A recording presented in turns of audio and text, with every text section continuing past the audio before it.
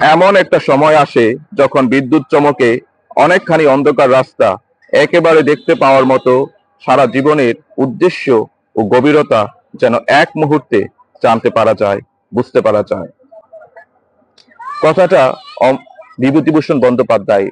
আজকে বিভূতিভূষণ বন্দ্যোপাধ্যায়ের জন্মবার্ষিকী। বিভূতিভূষণ বন্দ্যোপাধ্যায়কে স্মরণ জানাই।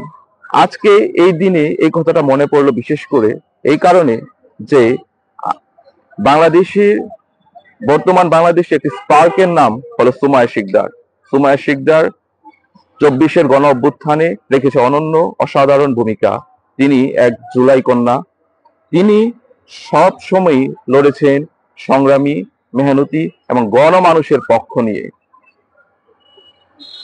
আজকে সে জুলাই কন্যা মুমূর্ষু অবস্থায় রয়েছেন 7 দফা দাবি জানিয়ে।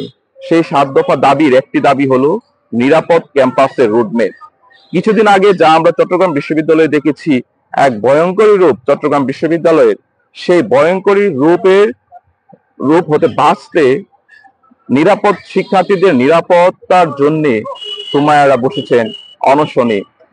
আজকে কেউ যদি বাংলাদেশকে দেখতে চায়, বাংলাদেশের স্পার্ককে দেখতে চায়, জীবনকে দেখতে চায়, জীবনের গভীরতাকে দেখতে চায়, জীবনের উদ্দেশ্য এবং জীবনের লক্ষ্য, জীবনের দর্শনকে কেউ দেখতে চায়, তাহলে আমার মনে হয় যে তাদের উচিত সুমাইয়া শিকদারদেরকে গিয়ে দেখে আসা।